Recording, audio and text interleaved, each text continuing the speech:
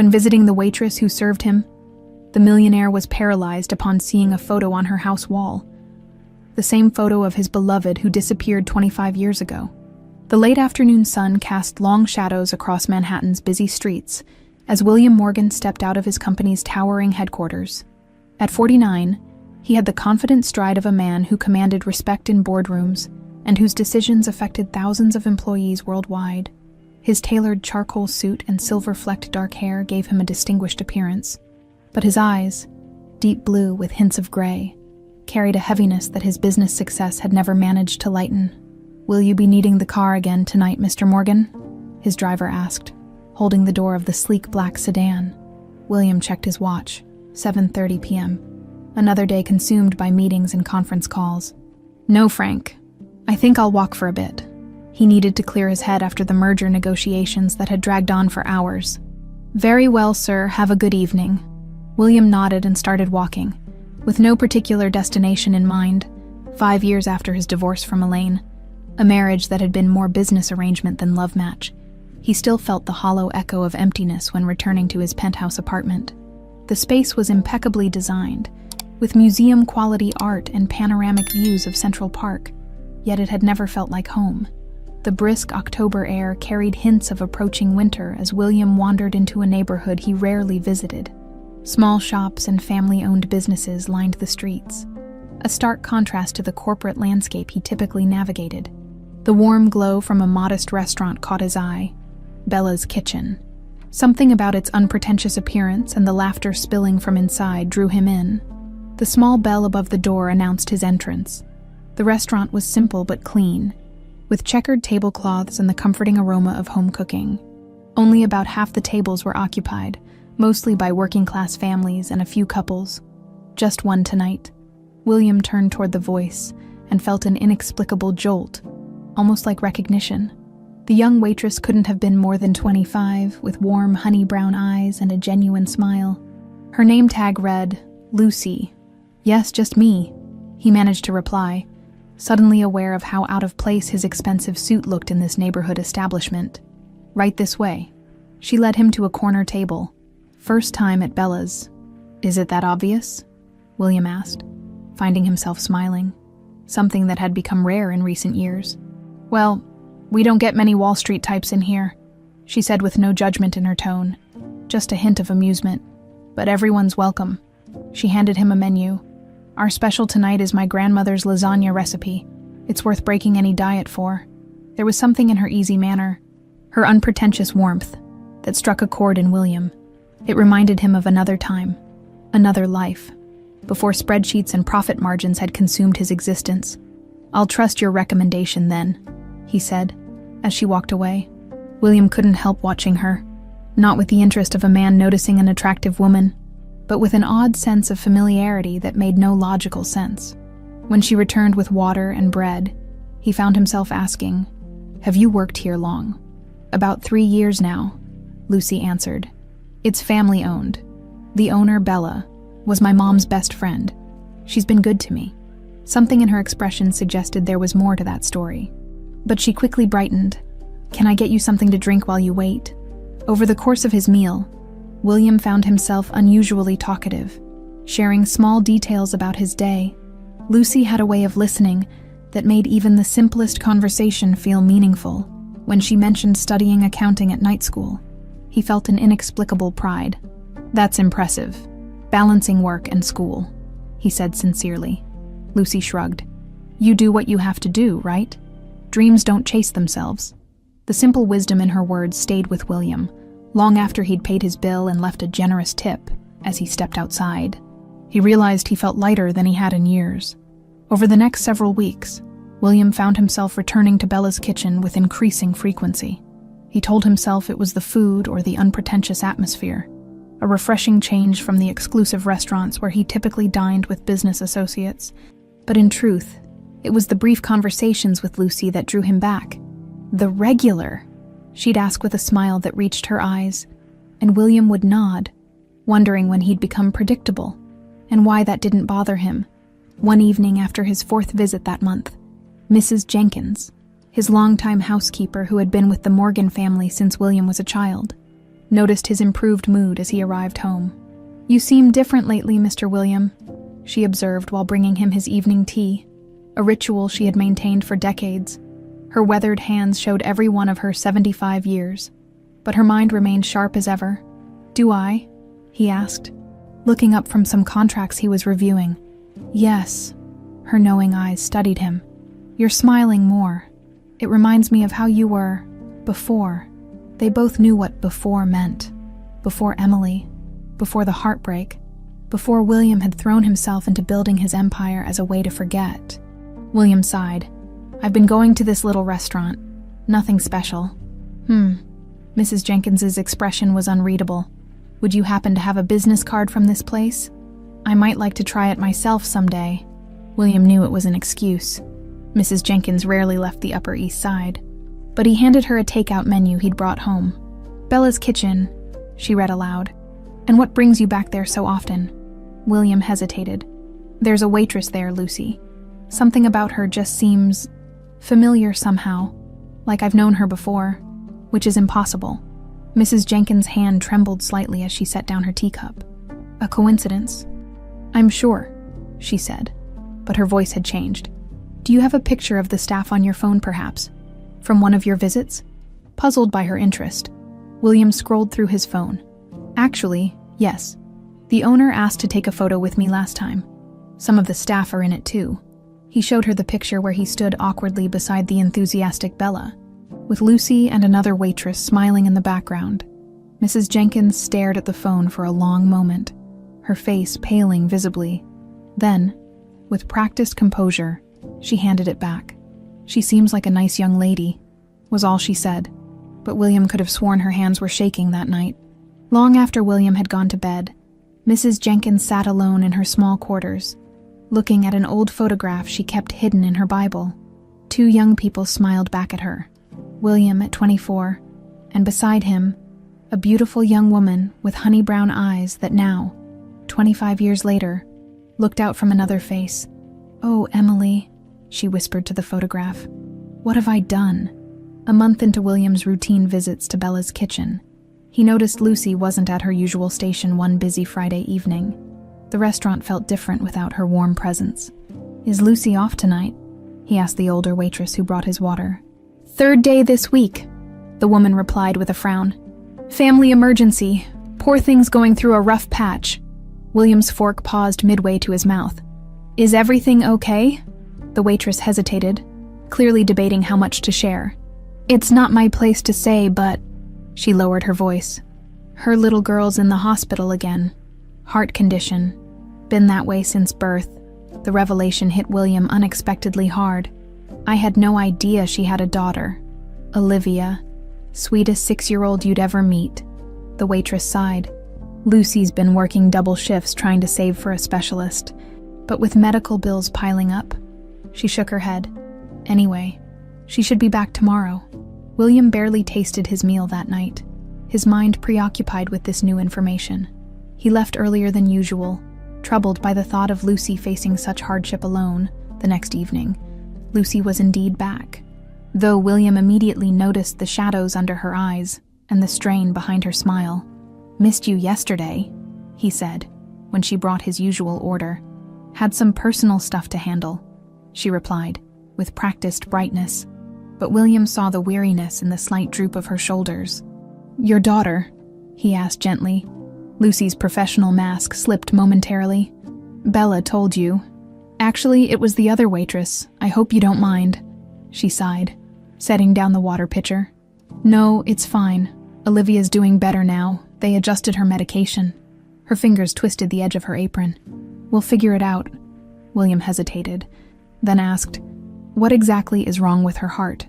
"Ventricular septal defect with pulmonary hypertension," Lucy answered, the medical terminology flowing easily from someone who had repeated it countless times.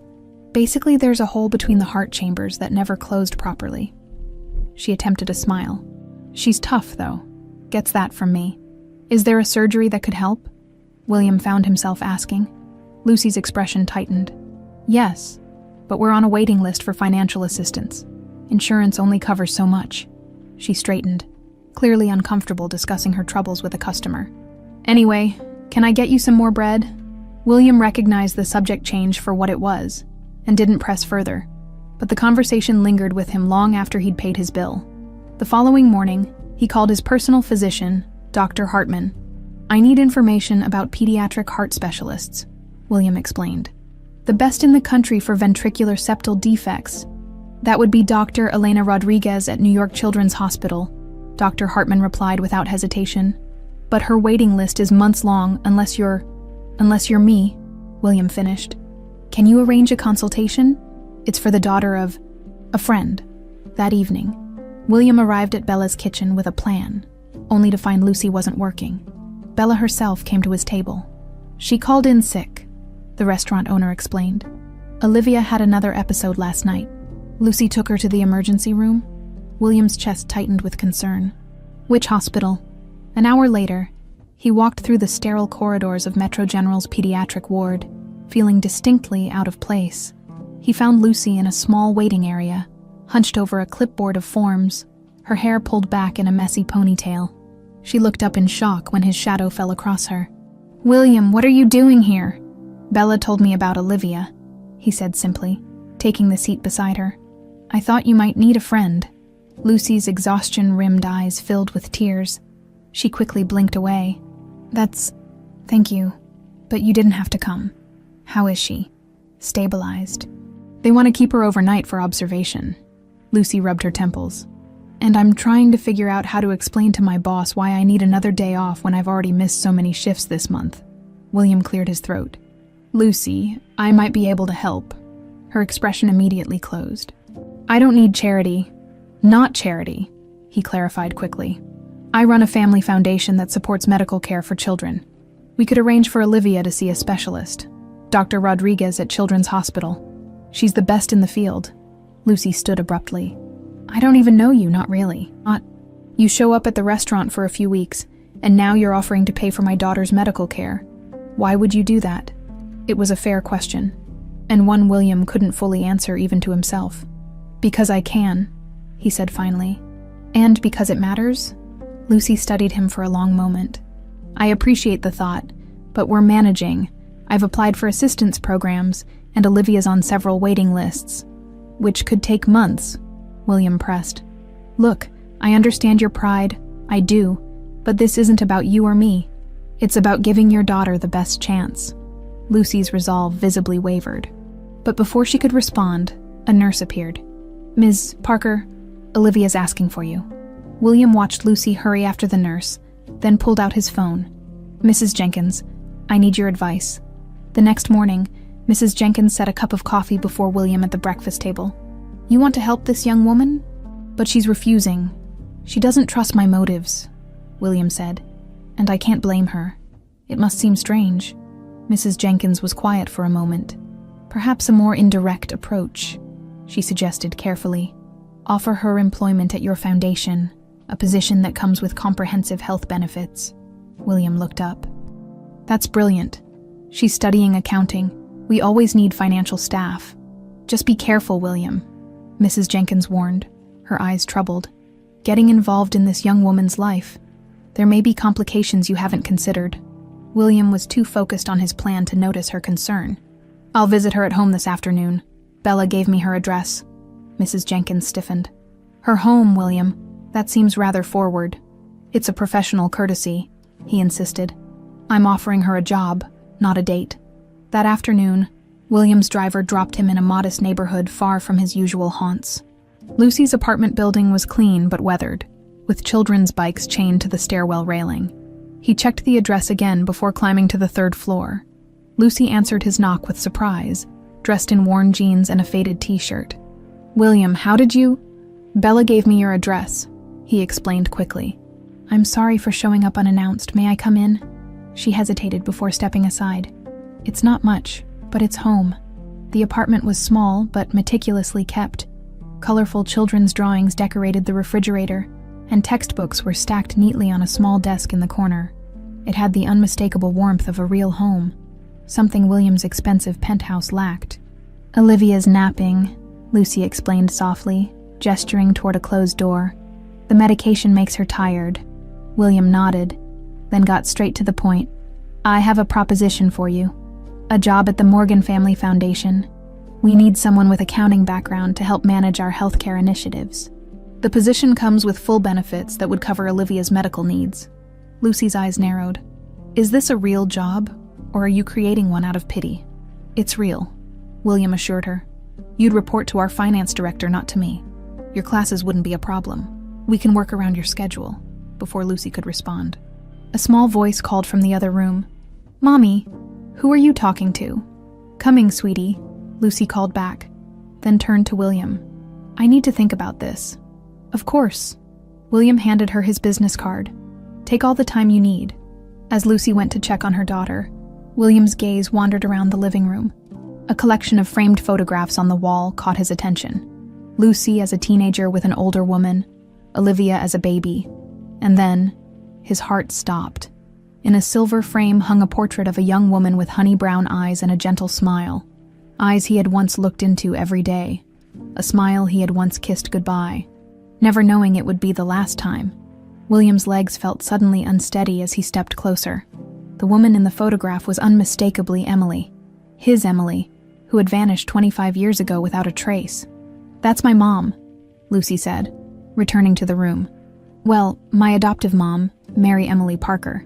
She passed away 3 years ago. William's hand trembled as he touched the frame. Emily, he whispered, the name catching in his throat. Did you know her? Lucy asked, surprised. William turned to face her, seeing Emily's eyes looking back at him from Lucy's face. I think I might have, a long time ago. William barely remembered leaving Lucy's apartment. His mind was a storm of questions and impossible coincidences as his driver navigated back to Manhattan. Are you feeling well, sir? The driver asked, catching William's pale reflection in the rearview mirror. Just take me home, James, William managed to say, his voice uncharacteristically strained. The photograph of Emily, her face exactly as he remembered it, had shaken him to his core, and Lucy, with those same expressive eyes, the timing aligned perfectly. Lucy was 25. Emily had disappeared 25 years ago, pregnant with their child, a fact only William and Emily had known. Their plan had been to elope that weekend, to escape the crushing expectations of William's family, but Emily never showed at their meeting place. She'd vanished, leaving William devastated and confused. The police investigation turned up nothing. It was as if she had simply ceased to exist, back in his penthouse. William poured himself a scotch with trembling hands. Mrs. Jenkins appeared in the doorway, her normally composed face creased with concern. William, what's happened? I saw her, Mrs. Jenkins, he said, his voice hollow. Emily, a photograph in Lucy's apartment. She was Lucy's adoptive mother. Mrs. Jenkins gripped the doorframe, her knuckles whitening. That's quite a coincidence. Is it? William swirled the amber liquid in his glass. Lucy is exactly the right age. She has Emily's eyes, her expressions. He looked up sharply. You saw her picture. You knew, didn't you? The elderly woman's silence was confirmation enough. Why didn't you say something? William demanded. I wasn't certain, Mrs. Jenkins replied carefully. And after all these years, I didn't want to resurrect painful memories without being sure. William ran a hand through his hair. I need answers. If Lucy is Emily's daughter, our daughter, then what happened to Emily? Why did she disappear? Why give up our child? Perhaps those questions are best answered by professionals, Mrs. Jenkins suggested gently. You have the resources to find the truth, William.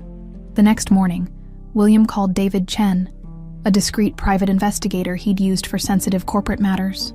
I need you to look into someone's past, William explained, providing Lucy's information and what little he knew about her adoptive mother. And I need absolute discretion.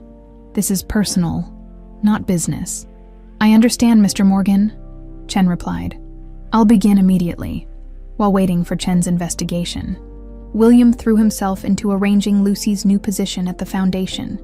He created a legitimate role that suited her skills and ensured Olivia would receive the best medical care possible. True to her word, Lucy had taken time to consider his offer.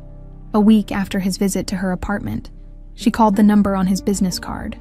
I'd like to accept the job, she said, her voice a mix of pride and reluctant gratitude. "But I want to be clear that I expect to earn my place. No special treatment.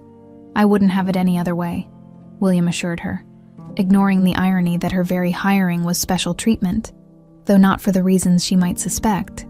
Within days, William had arranged for Olivia to see Dr. Rodriguez at Children's Hospital.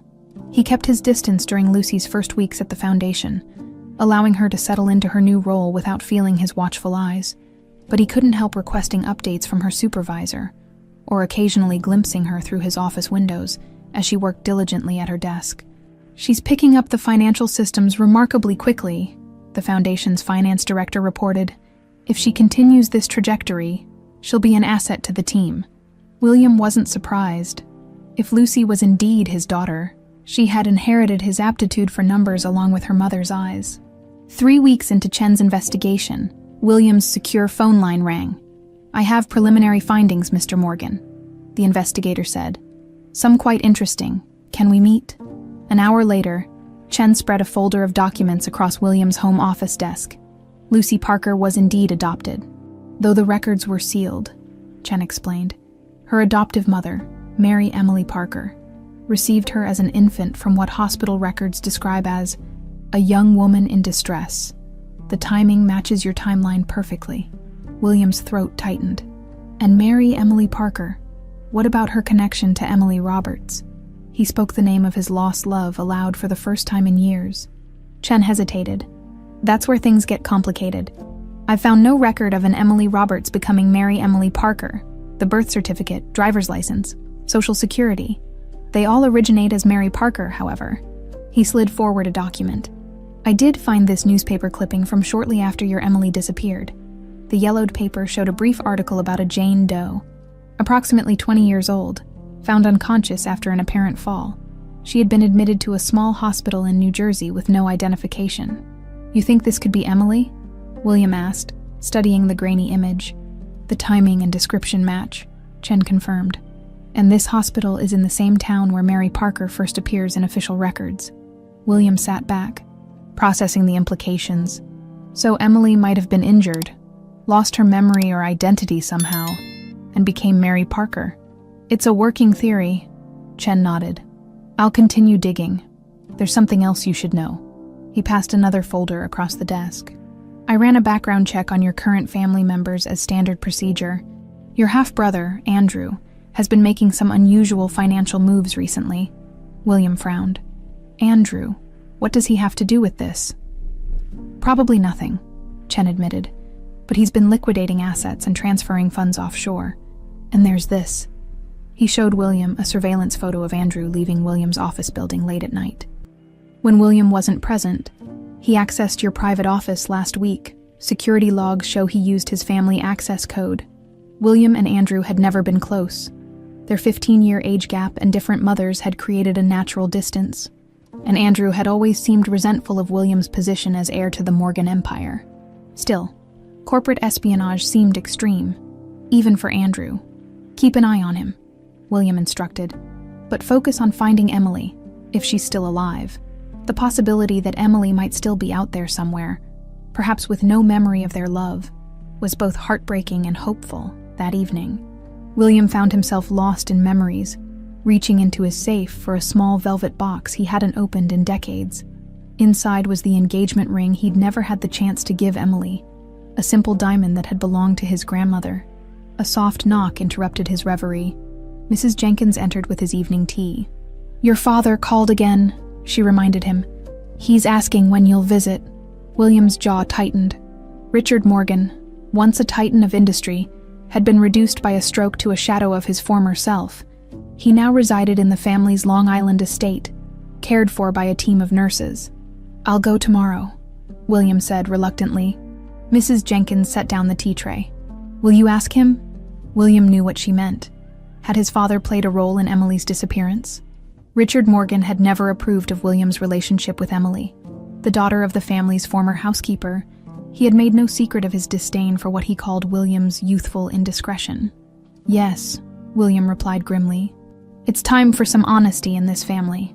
As Mrs. Jenkins turned to leave, William asked quietly, "Did you ever suspect that Lucy might be my daughter?" The elderly woman paused at the door, her back to him. There were similarities I couldn't ignore, but without proof.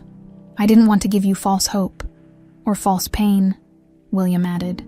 After she left, William stood at his window overlooking the city, wondering if Olivia, the little girl fighting for her life, might actually be his granddaughter. The thought filled him with a fierce protectiveness he'd never experienced before. His phone buzzed with a text from Lucy. Olivia's surgery is scheduled for next week. Dr. Rodriguez is optimistic. I don't know how to thank you. William smiled sadly at the message. How could he explain that he wasn't being generous? He was simply trying to protect what might be his own flesh and blood. The Morgan family estate on Long Island stood as a monument to old money and power. Its sprawling grounds and colonial architecture had once impressed William. Now, as his car crunched up the gravel driveway, the mansion only felt like a prison where too many secrets had been locked away. Mr. William, the head nurse greeted him at the door with practiced cheerfulness. Your father's having a good day. He's in the sunroom. William nodded, steeling himself for the conversation ahead. He found Richard Morgan seated by the large windows overlooking the manicured gardens. A plaid blanket draped across his legs despite the room's warmth. At 78, with his right side partially paralyzed from the stroke, the once intimidating patriarch appeared diminished. Yet his eyes remained sharp, calculating. So you finally remembered your old man exists, Richard said, his speech slightly slurred but his sarcasm intact. Hello, Father. William took a seat opposite him. How are you feeling?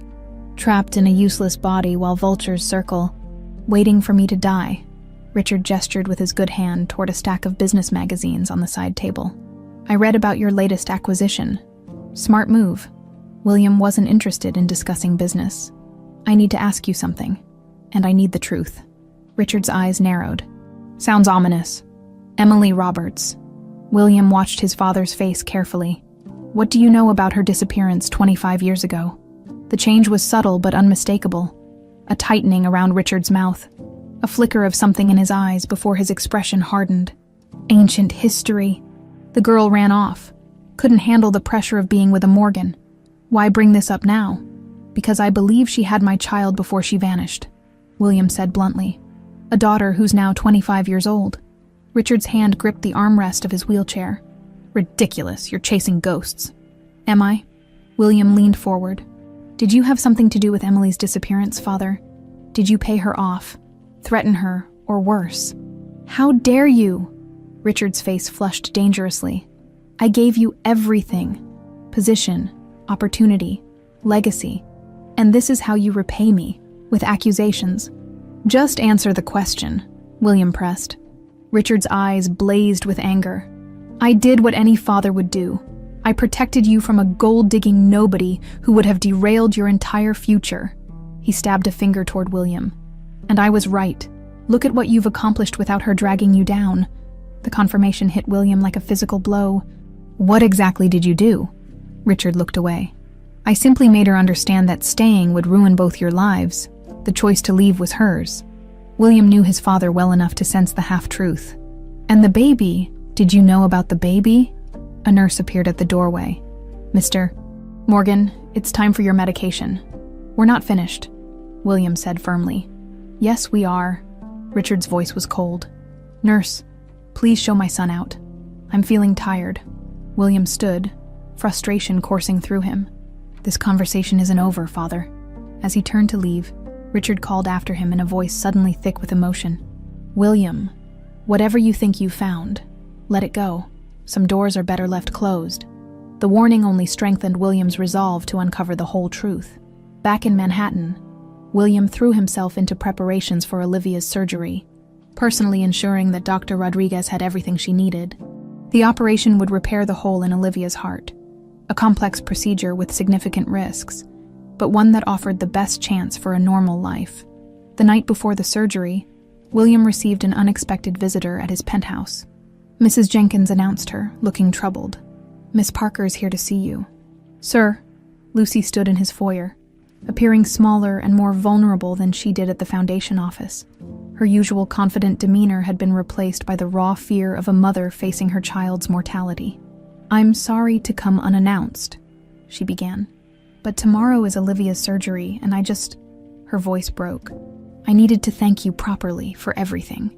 Please sit down. William guided her to the living room. Can I get you anything? Tea? Something stronger? Lucy shook her head. Dr. Rodriguez explained the procedure again today. She says Olivia's chances are good, but there are always risks with heart surgery. She twisted her hands in her lap. I'm terrified. William fought the urge to comfort her as a father would. Instead, he maintained a respectful distance. Dr. Rodriguez is the best, and Olivia is strong, like her mother. Lucy smiled weakly. That's what my mom used to say about me. Her eyes drifted to a photograph on William's bookshelf. A younger William shaking hands with a former president. You know, when you said you might have known my mom, I didn't get a chance to ask how. William chose his words carefully. It would have been many years ago, before she became Mary Parker. Before? Lucy looked puzzled. I don't understand. It's complicated, William hedged. And maybe not the best conversation for tonight. You need to focus on Olivia. Lucy studied him with those eyes so like Emily's. There's something you're not telling me. Before William could respond, his secure line rang. Excuse me, I should take this. He stepped into his office, grateful for the interruption. Mr. Morgan, it's Chen. I have critical information that can't wait. William closed the door. Go ahead. I've confirmed that Mary Emily Parker was indeed your Emily Roberts, Chen reported. Hospital records show she was admitted with a severe concussion and temporary amnesia in June 2000, exactly when Emily disappeared. But here's what's concerning. Her medical file contains notes about suspicious circumstances. The doctor suspected her injuries weren't consistent with an accidental fall. William's blood ran cold. You're saying someone hurt her deliberately. It appears so. And there's more. I've been tracking your brother's movements and financial transactions 25 years ago, when he was just 17. He withdrew a significant amount of cash from his trust fund, an amount that required your father's co-signature. The withdrawal happened the day before Emily disappeared. Andrew was involved. William struggled to process this new information. I don't have definitive proof yet, Chen cautioned, but I'm still investigating. One more thing. Andrew has been making regular trips to a small coastal town in California for years. I'm working to identify who he's visiting there. After ending the call, William returned to the living room to find Lucy standing by the window, gazing out at the city lights. Everything okay? She asked. Work matters, he lied. Lucy, I'll be at the hospital tomorrow for Olivia's surgery. Whatever happens, you're not alone in this. She looked at him with confusion. That's very kind, but why? Why have you taken such an interest in us? The truth, please. William wanted desperately to tell her everything, but without concrete proof, would she even believe him? And with Olivia's surgery looming, was now the right time to upend Lucy's understanding of her own identity. Sometimes people come into our lives when we need them most, he said instead. Let's focus on getting Olivia through tomorrow. There will be time for other conversations later. After Lucy left, William called Mrs. Jenkins into his office. I need to know everything, he demanded. About Emily, about Lucy. No more half-truths or protection. What exactly happened 25 years ago? Mrs. Jenkins sank into a chair, suddenly looking every one of her years. I've carried this burden for so long, she whispered. I was there when Lucy was born. William stared at her in shock. You what? Emily came to me when she discovered she was pregnant, Mrs. Jenkins explained, eyes distant with memory. She was terrified of what your father might do. Richard had already threatened her, told her she would ruin your life if she stayed. Why didn't she come to me? William asked, the old pain resurfacing. She tried. Mrs. Jenkins looked up, tears in her eyes. The night she disappeared, she was coming to meet you, to tell you everything, but she never made it. What happened to her? Mrs. Jenkins shook her head. I don't know all the details. She managed to contact me weeks later. After the baby was born, she was different, confused, frightened. She said she needed to protect her child from the Morgans. She asked me to help find a safe home for the baby. And you agreed. William's voice rose in disbelief. Without telling me. I made a promise, Mrs. Jenkins said softly. Emily made me swear never to tell anyone, especially you. She believed it was the only way to keep her child safe. Safe from what? From whom? William demanded. Mrs. Jenkins looked away. From your father. From the Morgan name and... She hesitated. From Andrew. Andrew. William's voice was barely audible. What did my brother have to do with Emily? Mrs. Jenkins twisted her weathered hands in her lap. He was obsessed with her. I would catch him watching her when she worked here, following her around the house. I thought it was just a teenage crush. William paced the room, connecting pieces of a puzzle hidden for decades. You're saying Andrew might have harmed Emily, his own brother's girlfriend. I don't know exactly what happened, Mrs. Jenkins admitted, but after Emily disappeared, I overheard arguments between Andrew and your father, angry whispers about going too far and fixing problems. When Emily contacted me weeks later, she was changed, frightened in a way I'd never seen before. William's phone buzzed. A text from Chen. Call immediately. Found Catherine Wilson in coastal California. Records confirm she is Emily Roberts. William's heart stuttered. She's alive, he whispered. Who's alive? Mrs. Jenkins asked. Emily. She's living in California under the name Catherine Wilson. William grabbed his keys. I need to go to her. Mrs. Jenkins caught his arm. William, wait. Tomorrow is Olivia's surgery. Lucy needs you here. The reminder stopped him cold. Emily had been lost to him for 25 years. She could wait one more day. But Olivia, his possible granddaughter, was facing life-threatening surgery in mere hours. You're right, he conceded. First Olivia, then Emily. Children's Hospital was a marvel of modern medicine, its colorful corridors designed to comfort frightened children and anxious parents. William arrived at 6 a.m., well before Lucy was scheduled to bring Olivia for pre-op preparations. Dr. Rodriguez met him in her office. Mr. Morgan, I was just reviewing Olivia's case again. We're fully prepared. She studied him curiously. Your personal interest in this patient is quite remarkable. Just ensure she receives the best care possible, William replied, avoiding a direct explanation. Of course, she smiled professionally. The Foundation's support is greatly appreciated. William waited in the surgical wing's family lounge. At 7:30, Lucy arrived with Olivia, who clutched a worn teddy bear. Despite the gravity of the situation, the little girl smiled bravely at the nurses who greeted her. Lucy spotted William and approached, surprise evident on her face.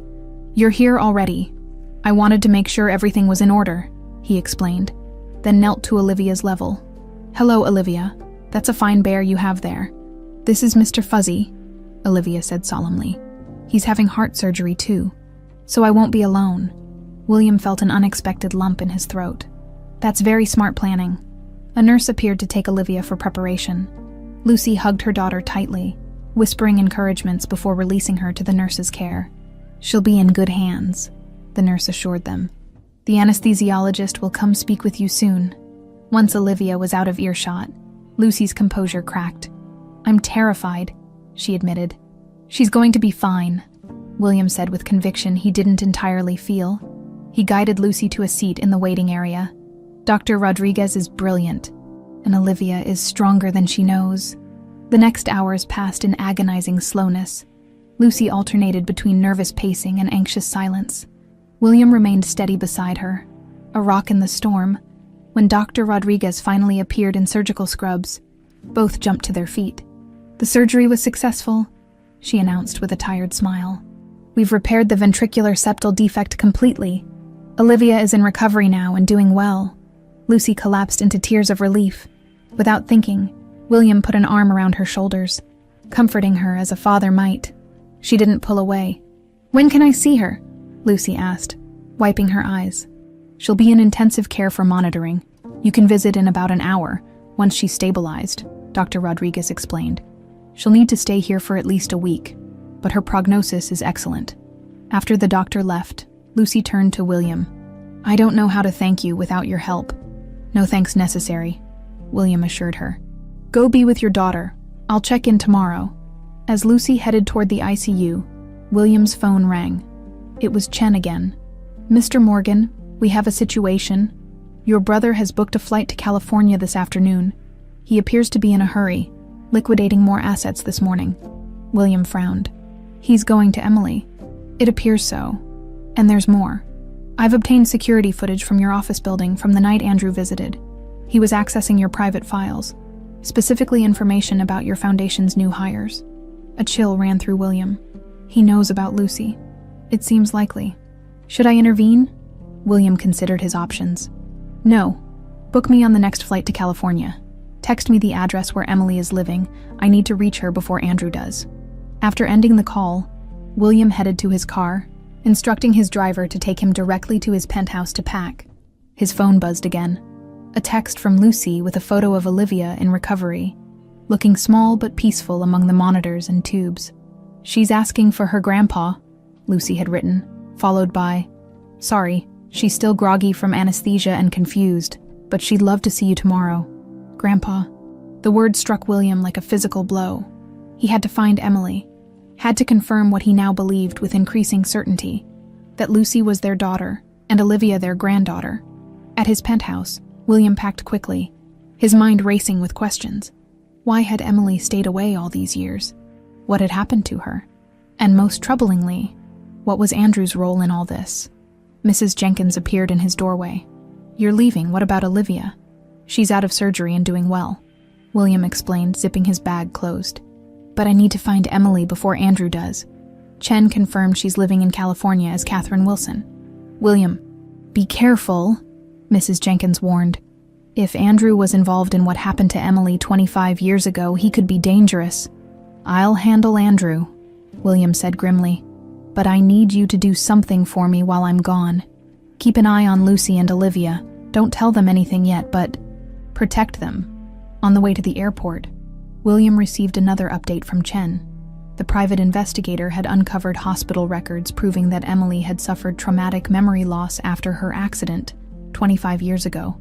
According to the psychologist's notes, Chen reported, she had partial memory recovery, but was manipulated by someone who fed her false information about her past, specifically that you had rejected both her and your unborn child in exchange for your position in the family company.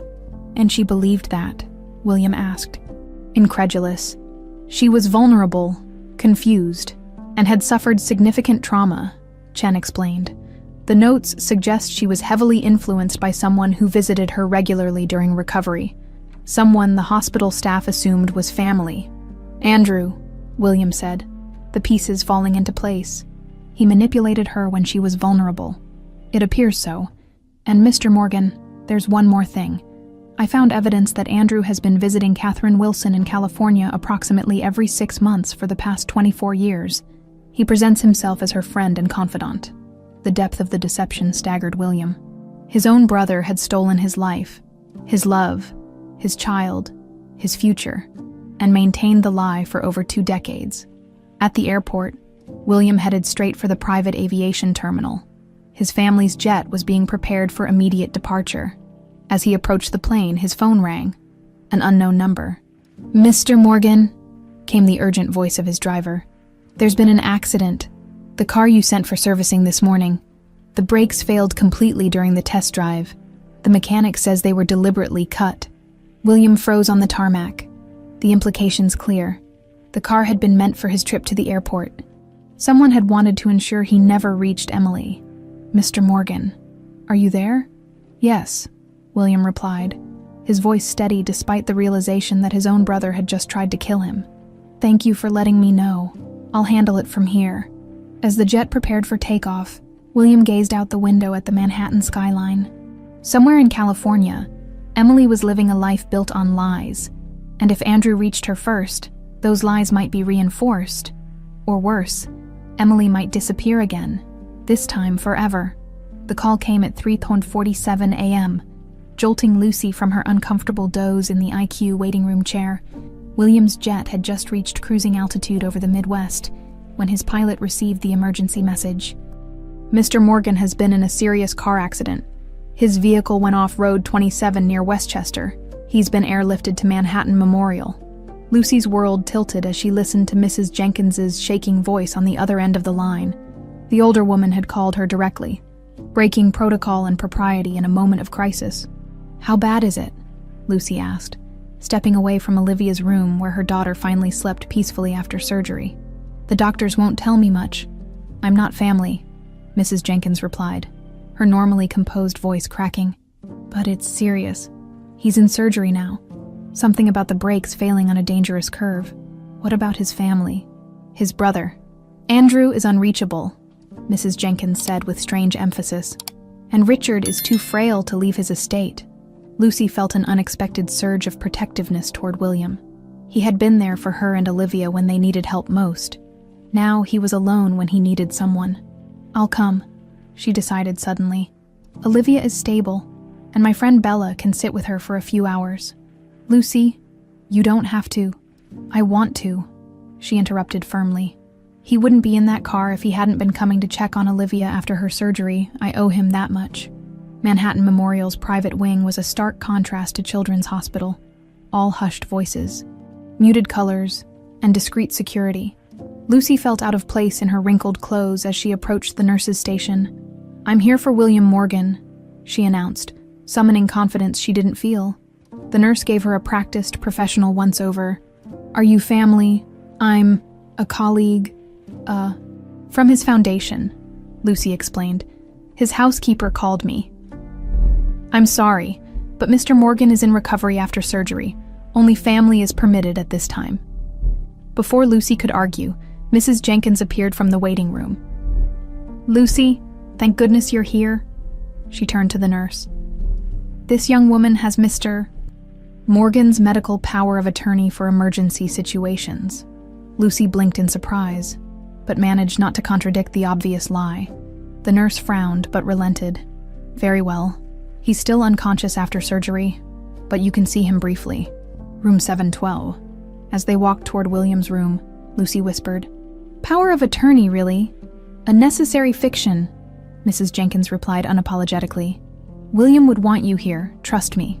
William looked shockingly vulnerable among the monitors and IV lines, his normally commanding presence diminished by the hospital gown and bandages. A nasty gash ran along his temple, and his right arm was heavily bandaged.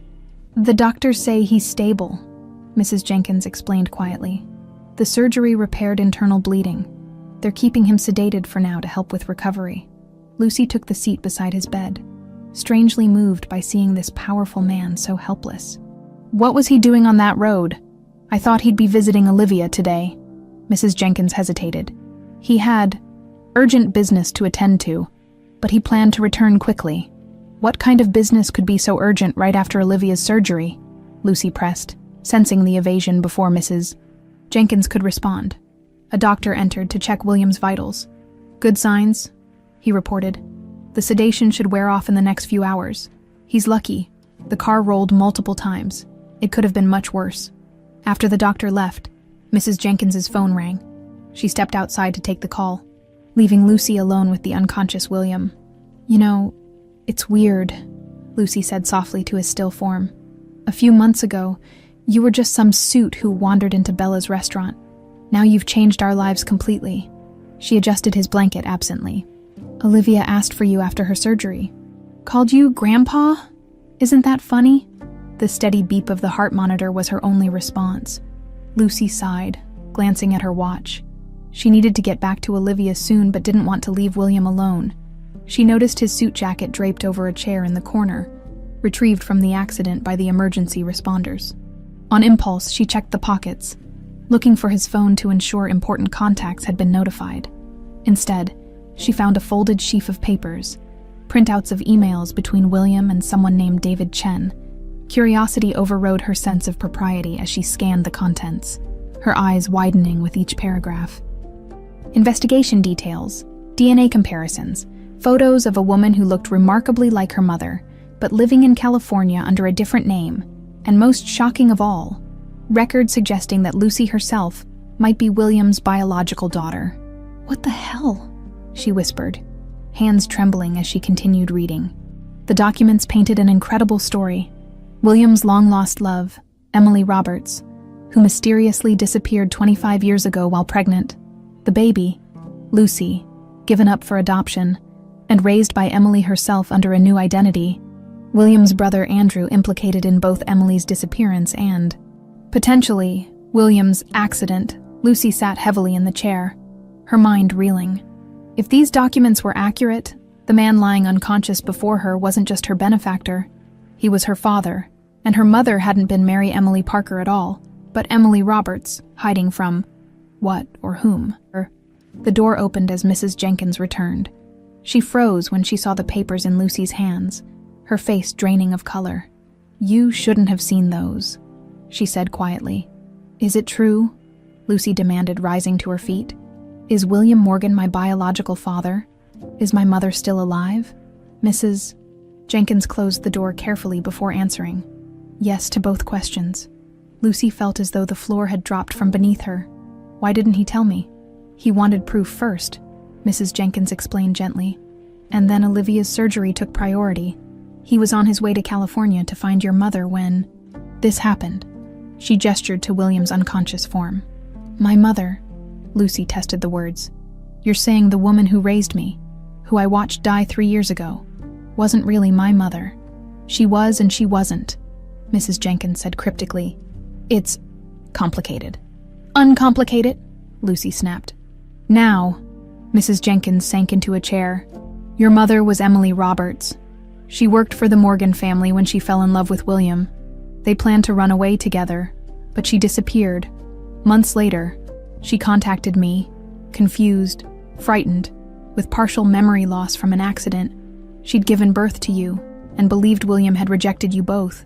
She created a new identity as Mary Parker and raised you herself, always looking over her shoulder, afraid the Morgans would find you." "But that's insane," Lucy protested. "Why would she think William rejected us? And why would the Morgans be looking for us?" "Because that's what she was told by the person who orchestrated the entire deception, Andrew Morgan. William's half-brother." Mrs. Jenkins's voice hardened. "He was obsessively in love with Emily, and when he discovered she was pregnant with William's child, he manipulated his father's disapproval into something far more sinister." Lucy struggled to process the revelation. "And you knew all this time. I helped Emily place you with a safe family. I didn't know she would become that family herself. After that, I lost contact for years." Mrs. Jenkins looked at William's still form. "When I saw your picture, when William started talking about you, I engineered your meeting at the restaurant. I hoped that somehow the truth would emerge naturally." Lucy paced the small room. "This is crazy. I need proof." "The proof is in those papers," Mrs. Jenkins replied. "And in California, where your mother lives now as Catherine Wilson, that's where William was headed, to find her before Andrew could interfere again." Lucy's phone buzzed. A text from Bella at Children's Hospital. "Olivia asking for you. Doing well but wants her mom." Reality crashed back. Her daughter needed her, regardless of these shocking revelations about her own parentage. "I have to get back to Olivia," Lucy said, gathering the papers. "But this conversation isn't over." As she reached the door, she turned back to Mrs. Jenkins. "Why was Andrew visiting my mother in California?" "The report said he's been seeing her for years. To maintain his control," Mrs. Jenkins replied grimly. "To ensure she never remembered the truth. And I fear now that William has discovered everything. Andrew has become desperate. That accident was no accident, Lucy. You need to be careful." Lucy clutched the documents tighter. "I'll be back tomorrow, and when William wakes up, I want the whole truth. From him." Lucy spent the night at Olivia's bedside, her mind churning with revelations that threatened to upend her entire identity. By morning, her exhaustion was matched only by her determination to uncover the truth. When Bella arrived to relieve her for a few hours, Lucy made her decision. "I need to go somewhere," she told her friend. "It's important. Life-changing important." Bella studied her face. "Does this have something to do with why you rushed to Manhattan Memorial last night?" "It has to do with everything," Lucy answered. "My past, Olivia's future, things I can't even explain yet." "Go," Bella nodded. "Olivia and I will have a Disney marathon. Just promise you'll be careful."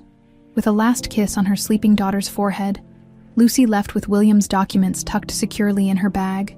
In the hospital corridor, she pulled out her phone and made a call to the Foundation's travel department. "This is Lucy Parker. I need to book a flight to Santa Cruz, California today. It's an emergency related to William Morgan's accident." Using William's name opened doors she'd never had access to before. Within an hour, she was on a private charter flight headed west, courtesy of the Morgan Family Foundation. The irony wasn't lost on her. She was using resources from a family she'd just discovered might be her own. During the flight, Lucy studied the investigators' files more carefully. Catherine Wilson, the woman who might be her biological mother, taught elementary school in a small coastal community outside Santa Cruz. She lived alone in a modest house overlooking the ocean. According to surveillance photos, she looked remarkably like the woman Lucy had known as Mary Parker, just older and with different hair. The most disturbing documents detailed Andrew Morgan's regular visits to Catherine Emily over the years. Phone records showed he called her weekly. Bank statements revealed he provided her with supplemental income, disguised as investment returns. It painted a picture not of romantic involvement, but of control, ensuring she remained isolated and dependent. When the plane touched down in California, Lucy rented a car and drove straight to the address from the file. The coastal highway wound through stands of redwoods before opening to breathtaking ocean views. Under different circumstances, Lucy might have appreciated the beauty. Today, she barely noticed. Catherine Wilson's house was a small blue cottage perched on a bluff. With a garden of native plants and a wooden deck facing the Pacific, Lucy sat in her rental car for several minutes, gathering courage. What would she say? "Hi, I might be your daughter that you gave birth to but don't remember because of amnesia." Finally, she approached the front door and knocked. The woman who answered was in her late 40s, with honey-brown eyes identical to Lucy's own. Her hair was lighter than in the photos of Mary Parker, cut in a chin-length bob instead of the longer style Lucy remembered. But the resemblance was unmistakable, especially around the eyes and mouth. Those eyes widened now in surprise. "Can I help you?" Lucy's carefully prepared speech evaporated. "My name is Lucy Parker," she managed. I think you might be my mother. My biological mother." The woman's hand flew to her throat. "I don't understand. There must be some mistake. Is your name Catherine Wilson? Before that, were you Mary Emily Parker? And before that, Emily Roberts?" The color drained from Catherine Emily's face. "Who sent you? Was it Andrew?" "No." Lucy took a deep breath. "It was William Morgan's investigation that led me here." "William?" The name emerged as a whisper, heavy with emotion. "He's looking for me after all this time. May I come in? It's a long story and I think we both need to hear it." Wordlessly, the woman stepped aside to let Lucy enter. The cottage's interior was warm and inviting, filled with books and simple, elegant furnishings. Photographs lined the mantel, many showing Catherine with young children, presumably her students. None showed Lucy or Olivia. "I don't understand," Catherine said again, gesturing for Lucy to sit. "I don't have a daughter. I would remember that." "Would you?" Lucy asked gently. "If you had traumatic memory loss from an accident." Catherine's hands trembled as she took the chair opposite Lucy. "Who told you about that?" "It's in these files." Lucy removed the documents from her bag. 25 years ago, you were Emily Roberts. You worked for the Morgan family and fell in love with William. You were pregnant with his child when you disappeared, after an accident that caused partial amnesia. You believed William had rejected you and your baby. Catherine shook her head, but uncertainty clouded her features. "That's not... Andrew told me William chose his inheritance over me, that Richard Morgan threatened to disown him if he didn't break things off. And you believed Andrew. He was there for me when I had no one else," Catherine defended. "When I woke up in that hospital, confused and alone, Andrew was the only person who came for me, because he engineered the whole thing," Lucy pressed. "He was obsessed with you. He manipulated his father's disapproval into something far more sinister." Catherine rose abruptly and went to a cabinet, retrieving a photo album. "These are from after my accident, if what you're saying is true. Where are the pictures of my pregnancy, of you as a baby?" "I don't know," Lucy admitted, "but I do know the timing matches perfectly. I'm 25. You disappeared 25 years ago, pregnant with William's child." A car door slammed outside. Interrupting their conversation, Catherine glanced out the window and paled. "It's Andrew. You need to hide now." "I'm not hiding," Lucy replied firmly, standing her ground. "I came for the truth." Before Catherine could argue further, the front door opened. Andrew Morgan strode in without knocking, his expensive suit and confident demeanor marking him clearly as William's brother, despite their limited physical resemblance. "Catherine, we need to talk about..." He stopped short at the sight of Lucy. Something dark and dangerous flashed across his face, before he masked it with a smile. "Well, this is unexpected. Lucy Parker, right, from Williams Foundation." "Hello, Mr. Morgan," Lucy replied coolly. "Funny running into you here." Andrew's smile didn't reach his eyes. "Catherine is an old family friend. I check in on her regularly, but I'm curious what brings you to her doorstep." Catherine moved to stand between them, visibly anxious. "Andrew, there's been a misunderstanding. Lucy thinks I might be her biological mother." Andrew laughed, but Lucy caught the tension in his shoulders. "That's ridiculous. Catherine has never had children." "That she remembers," Lucy challenged. "Tell me, Mr. Morgan, why did you visit the hospital where Emily Roberts was treated for traumatic amnesia 25 years ago? And why have you been ensuring she stays isolated here ever since?" Andrew's facade cracked slightly. "Catherine, this woman is clearly unstable. She's been listening to William's paranoid theories." "William is in a coma," Lucy said sharply, "after his car's brakes mysteriously failed on a dangerous road. Right after he discovered the truth about you." Catherine gasped. "William is hurt. Why didn't you tell me?" she demanded of Andrew. "It's not serious," Andrew dismissed. "And it has nothing to do with us." "It has everything to do with us," Lucy insisted, pulling out the DNA reports from the file. "These preliminary comparisons suggest I'm William and Emily's biological daughter, the daughter you helped separate from her parents." Catherine sank into a chair, eyes fixed on the documents. "This can't be true." "Ask him," Lucy urged. "Ask him about the days after your accident. Ask him who arranged your new identity. Ask him why he's been monitoring you for 25 years. Andrew's expression hardened. "That's enough." He moved toward Lucy with menace, but Catherine stepped between them. "Tell me the truth, Andrew," she demanded. "Was I pregnant when I had that accident?" For a moment, Lucy thought he might continue lying. Then something in him seemed to break. "You were better off without him," Andrew said, his voice suddenly raw. "Without the Morgan legacy and all its poison, I saved you. By lying to me, by taking my child." Catherine's voice rose in disbelief. "I never took your child," Andrew protested. "You gave her up yourself. You were the one who decided adoption was safer." Lucy felt the room tilt around her. "So it is true," she whispered. "I am your daughter." Catherine turned to her, eyes filling with tears of confusion and horror. "I don't remember. Why don't I remember my own child?" "Because he made sure you wouldn't," came a new voice from the doorway. All three turned to see Mrs. Jenkins standing there, surprisingly steady for a woman her age who had clearly traveled across the country at a moment's notice.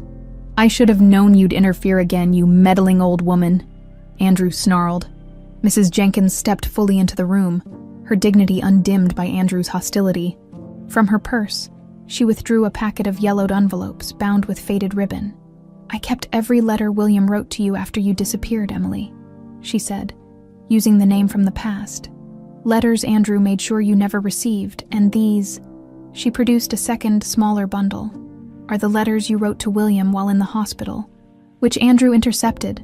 Catherine reached for the letters with trembling hands. "My writing," she whispered, recognizing her own penmanship on the envelopes. Andrew lunged for Mrs. Jenkins, but Lucy blocked his path. "Touch her, and I'll make sure you spend the rest of your life in prison," she warned. As Catherine began reading the first letter from William, dated 25 years earlier, her face transformed with dawning recognition. "I remember," she said softly, then louder. "I remember William and I were going to meet at the train station. We were running away together because his father disapproved." She looked at Andrew with growing horror. "You offered to drive me there, but you took a different road. You were angry, shouting about William not deserving me then. Nothing, just darkness, until I woke up in the hospital." Andrew's composure collapsed entirely. "He would have ruined your life," he shouted. "Turned you into another Morgan trophy. I loved you, Emily. I've always loved you." "So you caused her accident," Lucy said, the final piece falling into place. "And when she survived with amnesia, you saw your opportunity." "I never meant for her to get hurt," Andrew insisted, his voice breaking. "It was just supposed to scare her, make her see reason. When she hit her head, I panicked, but then I realized I could give her a fresh start, away from William's world. By stealing her child, My child, Catherine said, rising to her feet with newfound strength. By feeding me lies for 25 years, by keeping me dependent on you. Andrew backed toward the door, his eyes wild. You've never understood. Everything I did was for love. No, Catherine replied firmly. It was for obsession, and it ends today. Andrew's face contorted with a mixture of rage and desperation. You can't just throw away 25 years, he said to Catherine. Everything I've done for you. You did it for yourself, Catherine replied, her voice gaining strength with each passing moment as memories began to resurface. You stole my life, my choices. Lucy moved protectively toward her newly discovered mother, phone in hand. I've already called the local police. They're on their way. Andrew's eyes darted between the three women, calculating. No one will believe you. It's your word against mine. A Morgan, a pillar of society. And what about these? Mrs. Jenkins held up the intercepted letters. Or the hospital records showing your visits during Emily's amnesia. Or the financial trail of your payoffs to keep her isolated all these years. For a moment, it seemed Andrew might lunge for the letters, but the distant wail of police sirens gave him pause. This isn't over, he hissed, before bolting out the door. Through the window, they watched him sprint to his rental car and speed away. Gravel spraying from his tires, Catherine sank onto the sofa, letters clutched to her chest. All these years, living someone else's life, someone he created for me. She looked up at Lucy with tear-filled eyes. My daughter, my baby girl. Lucy sat beside her, her own emotions a storm of confusion, anger and tentative hope. I don't understand. The woman who raised me, Mary Parker. She was you, but you don't remember being her. Mrs. Jenkins settled into a chair across from them. Perhaps I can help explain.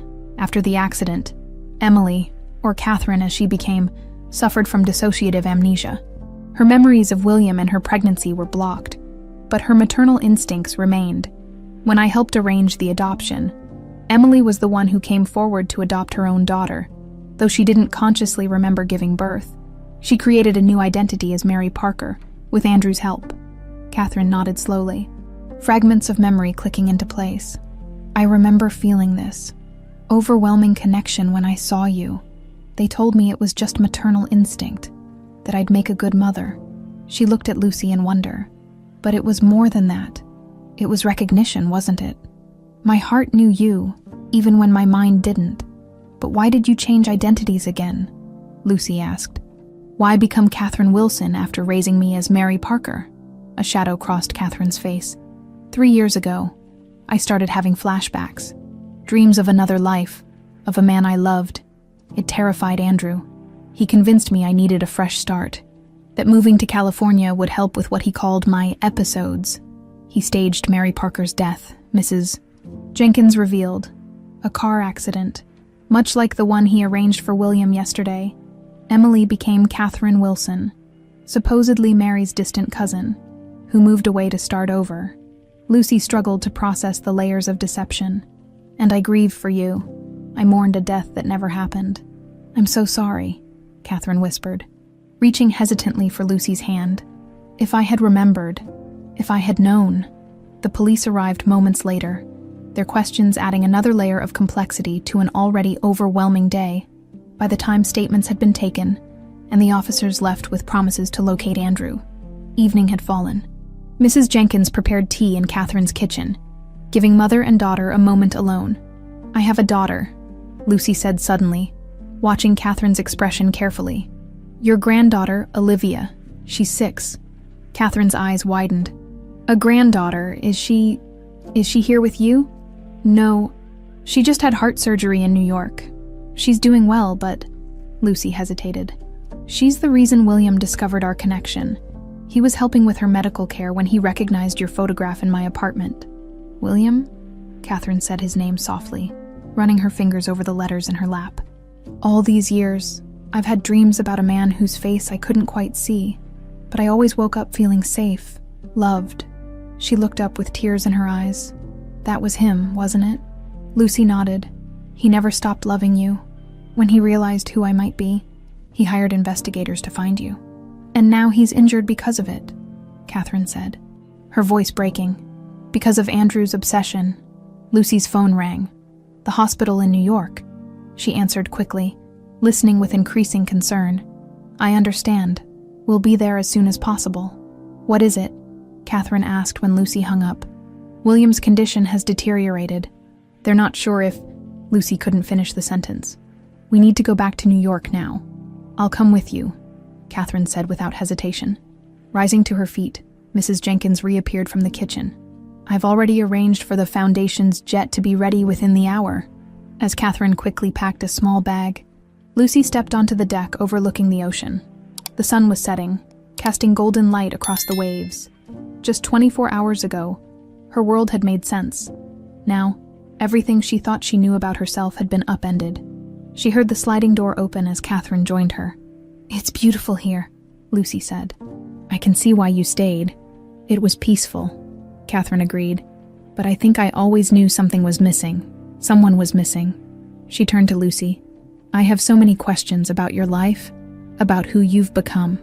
I have questions too, Lucy admitted, about who you really are. Not Mary Parker or Catherine Wilson, but Emily Roberts, the woman who fell in love with William Morgan. Catherine smiled sadly. I'm still discovering that myself, but I'd like us to find out together. The drive to the airport was quiet, each woman lost in her thoughts. On the plane, Mrs. Jenkins discreetly moved to a seat far from the others, giving them privacy. Tell me about Olivia, Catherine requested once they were airborne. Lucy smiled, pulling out her phone to show photographs. She's brave and stubborn and too smart for her own good sometimes. She was born with a heart defect, a hole between chambers that never closed properly. Like my brother, Catherine said suddenly, then looked surprised at her own words. I had a brother who died young from a heart condition. I'd almost forgotten.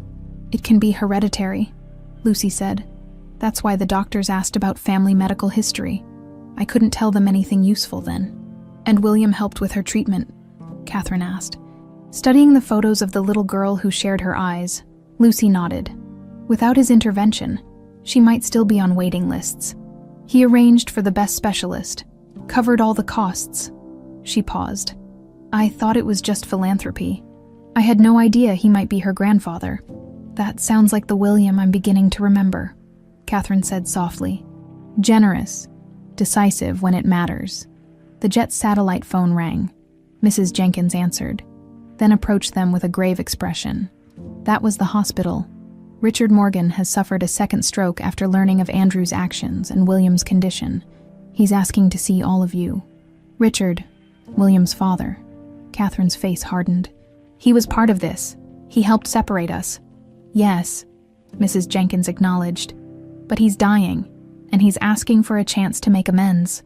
Lucy looked between the two women, sensing decades of complicated history. What did Richard Morgan do exactly? He threatened to disown William if he continued his relationship with me, Catherine explained. Memories continuing to surface. I was just the housekeeper's daughter, not suitable for his heir. When he discovered I was pregnant, he was furious. But it was Andrew who took that disapproval and twisted it into something monstrous, Mrs. Jenkins added. Richard never knew the full extent of his younger son's actions until yesterday.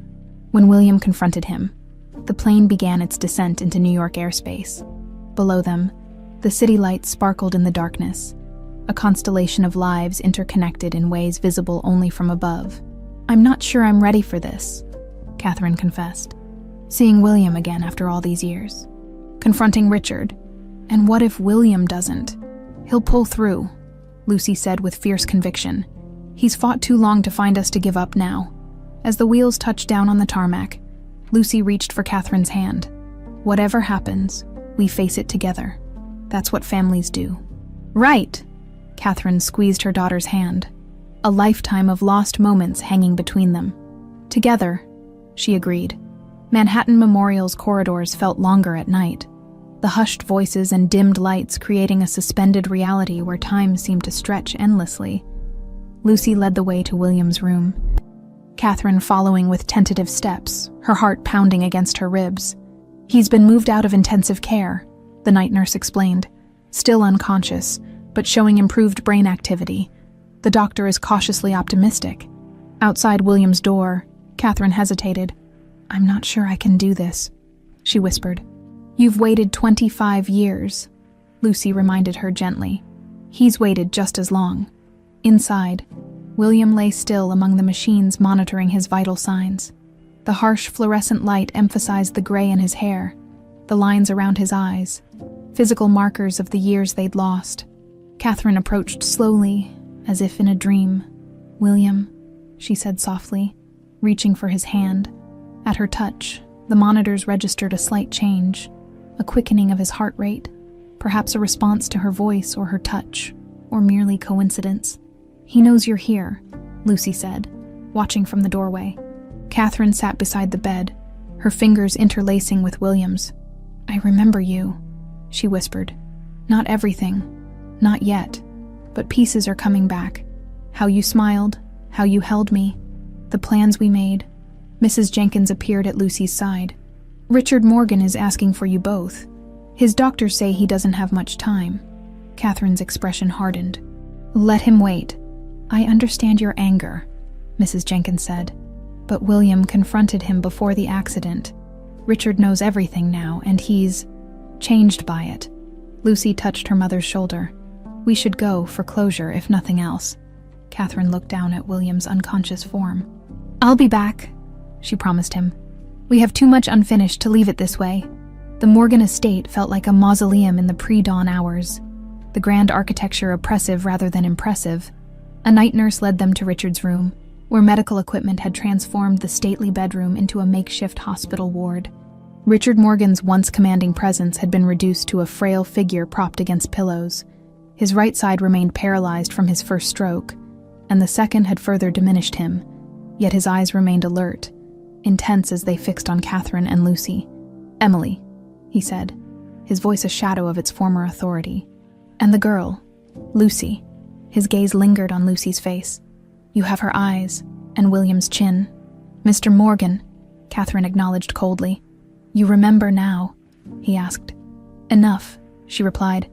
Enough to know your role in separating us. Richard closed his eyes briefly. I thought I was protecting my son. The Morgan legacy. It seemed so important then. He looked at Lucy. I never knew about you. Not until William told me. Would it have made a difference? Lucy asked. I'd like to think so, Richard answered, but doubt shadowed his voice. I opposed their relationship. I threatened to disinherit William if he chose Emily. But I never, his voice broke. I never sanctioned what Andrew did. The accident, the deception, taking William's child. Yet you benefited from it, Catherine said sharply.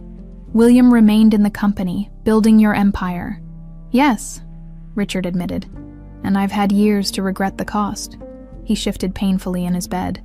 I was a hard man, ambitious, ruthless in business, and I see now, equally ruthless with my family. He looked again at Lucy. But I never knew I had a granddaughter, or a great-granddaughter. Lucy stiffened in surprise. You know about Olivia. William told me before the accident. A tear slipped down Richard's withered cheek. My great-granddaughter has a heart condition. Morgan money helped her, but she'll never know me. She might, Lucy said, surprising herself with the words, if you truly want to make amends. Richard's expression transformed with fragile hope. You would allow that? I don't know yet, Lucy answered honestly. But I believe in second chances, and Olivia deserves to know her family. All of her family. Richard nodded, then looked toward Catherine. I've changed my will. The bulk of my estate will still go to William. But I've established a trust for Lucy and Olivia and a foundation in Lucy's name for children with heart conditions. Catherine's bitterness softened slightly. A gesture, after all these years. A beginning, Richard corrected. I can't undo the past, but perhaps I can help shape a better future. He closed his eyes, exhaustion evident. There's one more thing you should know about Andrew. What about him? Lucy asked. The police found him at his apartment, Richard said. He tried to hurt himself. He left a letter, confessing everything. The news landed like a physical blow. Despite everything Andrew had done, the thought of him attempting suicide was sobering. Will he survive? Catherine asked, her voice conflicted. Yes, but he'll face charges for William's accident. Your accident years ago, fraud and more. Richard's breathing grew labored. He was always troubled. I failed him too, in different ways. A nurse appeared at the doorway. "Mr. Morgan needs to rest now." As they turned to leave, Richard called out, "Emily, Catherine, whatever name you choose now, William never stopped loving you, even when he thought you were gone forever." Catherine paused at the door. "I know," she said softly. "Some part of me always knew. Back at the hospital, they found William's condition unchanged. The doctor explained that recovery from his injuries would be a slow process, with no guarantees. All we can do now is wait," he concluded. Catherine took up her position beside William's bed. "I'll stay with him," she insisted. "You should go check on Olivia." Lucy hesitated, torn between her daughter and her newly discovered parents. "I'll bring Olivia here when she's discharged tomorrow. She should meet her grandmother." The word hung between them. Grandmother. Another thread in the complex tapestry they were just beginning to weave. After Lucy left, Catherine carefully slid William's unresponsive hand into hers. "I have so much to tell you," she whispered. "About the years we lost. About our daughter. About us." Mrs. Jenkins watched from the doorway, her lined face reflecting decades of secrets kept and now revealed. "He can hear you," she said with quiet certainty. "Keep talking to him." Through the night, Catherine spoke softly to William, sharing fragments of memories as they returned. Their first meeting when she worked in his family's home. Secret notes passed when Richard wasn't looking. Dreams shared under starlight in the estate's gardens. "I remember you promised to take me to Paris," she said, smiling through tears, "to show me the lights from the Eiffel Tower. We never made it there, did we?" In the early morning hours, as sunlight began filtering through the window blinds, William's fingers twitched against hers. His eyelids fluttered, then slowly opened. "Emily." His voice was hoarse, barely audible. "William," she breathed, tears spilling freely now. "I'm here." Confusion crossed his face as he struggled to focus. "Am I dreaming?" "No," she assured him, squeezing his hand. "I'm real. I remember. Not everything, but enough. Lucy found me." "Lucy," he repeated. "Our daughter." "Yes." Catherine smiled through her tears. "She knows. We all know now." William attempted to sit up, wincing with pain. "Andrew is in custody." Catherine gently pressed him back against the pillows. "It's over, William. After 25 years, all the lies are finally falling apart." William's eyes, though clouded with medication, held the same intensity she remembered from years ago. "I never stopped looking for you," he said. "Even when everyone told me to move on, to accept you were gone. And I never stopped feeling something was missing," she replied. "Even when I couldn't remember what, or who it was." A soft knock at the door interrupted them. Lucy stood there, her expression a mixture of hope and uncertainty. "I heard he's awake," she said. William's gaze shifted to her, his eyes filling with tears. "Lucy." She approached the bed hesitantly. "I'm still processing all of this," she admitted. "Finding out the mother I thought I'd lost isn't really gone. Discovering my biological father. It's a lot to take in. For all of us." William agreed weakly. An awkward silence settled over the room. Three people connected by blood but separated by decades of lies and manipulation, struggling to find their way toward each other. "Olivia keeps asking when she can meet her grandpa," Lucy finally said. "She's being discharged this afternoon." William's face lit up despite his pain. "I'd like that very much." For the first time, Catherine truly looked at William, not through the haze of returning memories or the shock of revelation, but as the man he had become, gray hair at his temples, lines of determination around his mouth, eyes that had seen both triumph and heartache.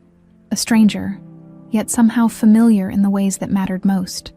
"We have so much to learn about each other," she said quietly. 25 years of lives lived apart, and hopefully many more years to discover each other again, William replied, his hand finding hers once more. 3 months passed like a stream finding its course after a storm, sometimes rushing forward, sometimes pooling in quiet eddies of adjustment and healing. Autumn settled over New York, painting Central Park in fiery hues visible from William's penthouse windows. Mrs. Jenkins watched the transformation of the household with quiet satisfaction. William had recovered enough to walk with a cane, his physical therapy progressing steadily.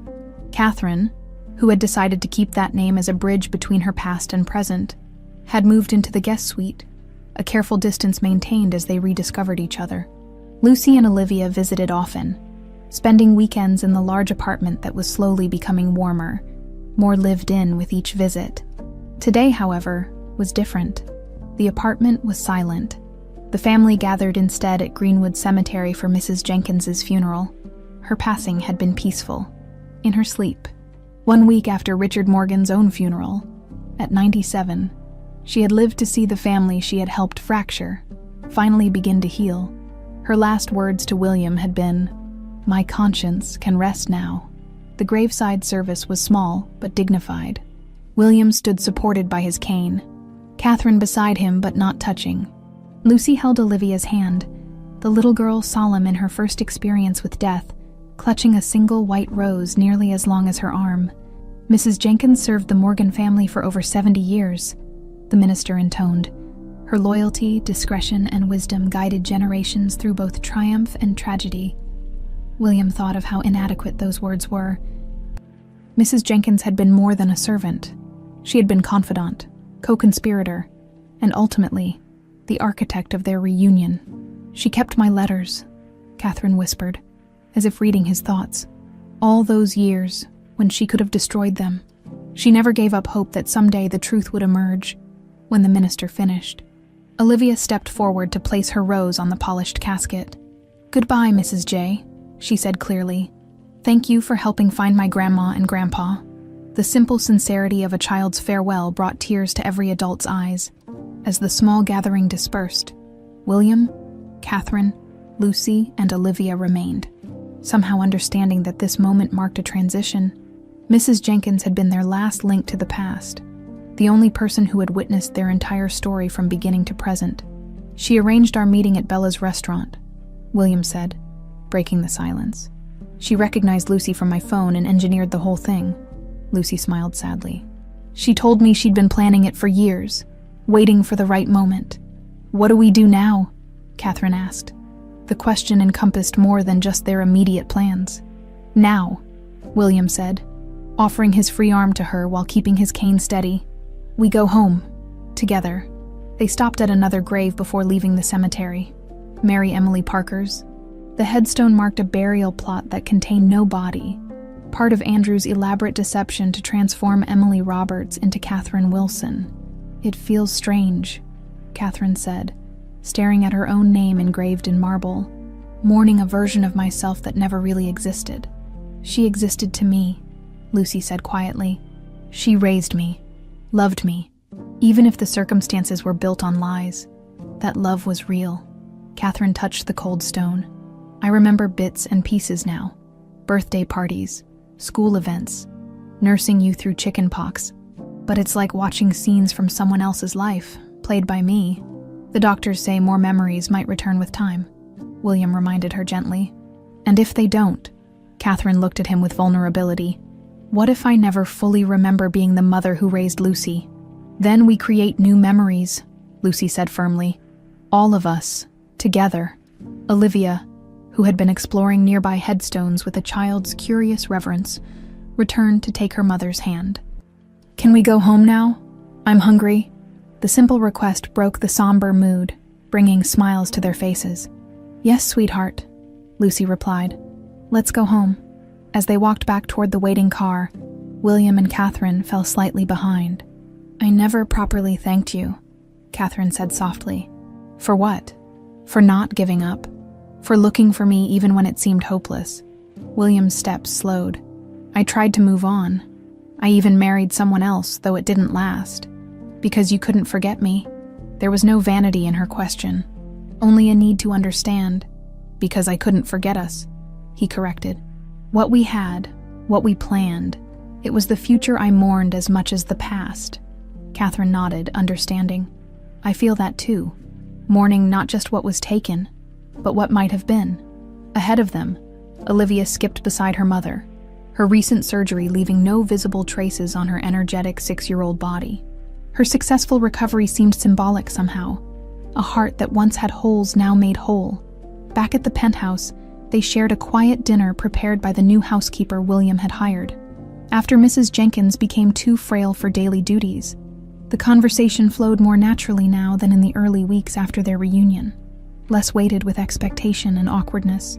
"I've been thinking," Lucy said as they finished dessert, "about officially changing Olivia's last name to Morgan Parker. What do you think?" William looked surprised. "Are you considering changing your name too?" Lucy shook her head. "Parker is who I've always been, but Olivia deserves to carry both families forward." "I'd be honored," William said, emotion evident in his voice, "and the foundation Richard established. Have you given any thought to his offer to name it after you? The Lucy Parker Heart Foundation does have a nice ring to it," Catherine mused. "Actually," Lucy smiled, "I was thinking we might call it the Jenkins Foundation, in her memory." William nodded appreciatively. She would have pretended to be scandalized while secretly being pleased. After dinner, while Catherine helped Olivia with her bath, William and Lucy sat in the living room, looking out at the city lights. "Andrew's sentencing is next week," William said quietly. Lucy tensed slightly. "Have you decided whether to attend?" "I don't know," William admitted. "Part of me wants to see justice done. Another part just wants to close that chapter completely." "Catherine seems conflicted about it too," Lucy observed. "She spent so many years believing he was her friend and protector. The psychiatrists say his obsession with her became his entire identity," William explained. "In his mind, he was saving her from a life he couldn't imagine she would choose willingly. It doesn't excuse what he did." "No," William agreed solemnly, "but understanding might help us all move forward." After a moment of silence, Lucy asked the question that had hovered unspoken between them. "What about you and Catherine? Where do you stand?" William considered carefully before answering. "We're finding our way.